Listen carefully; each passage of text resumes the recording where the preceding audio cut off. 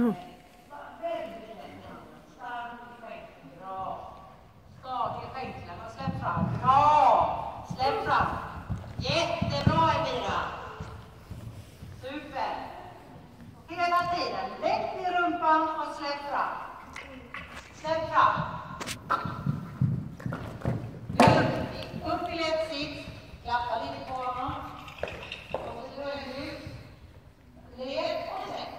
Led och släpp. Bra! Super! Och mitt på plankan, ja. Jag bara hör. Går du bara tillbaka lite. Fastna inte i tiden. Så blir jag hängande där. Ta släpp. Ta släpp. Ta släpp. Vad sa du? Nej, lite spänn. Det har du gjort länge sedan.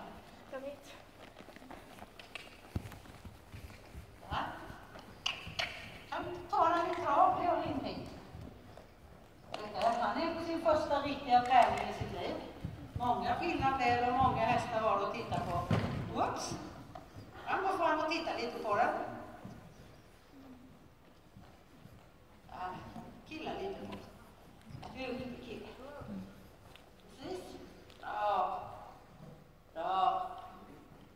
Och sen gör vi så att persiljan ställer sig lite längre ner bara. Då kommer du igen. Kan börja plocka undan med sådana här blåvita bommar till exempel. Vad sa du? Där kan du stå. Jag får lite extra hjälp. Ja, bra. Duktig kille, bra. Så tar vi på nästa med. Ner med handen, ben. Bra, och galoppera. Lätt i rumpan. Upp med rumpan, så ja. Lätt i rumpan. Bra! Du ska få ta om en linje till och du ska komma en gång till på de 2 gröngula. Jag travar där han går emot så här. Bara trava på honom. Han ska bara tänka lite framåt. Och sen att man liksom inte går på honom för hårt. Så då stänger han av lite. Riktigt är bra. Och fram. Och lätta.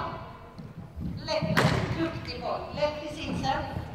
Klappa och berömma jättemycket, Elvira. Och killa i munnen. Och killa lite, ja.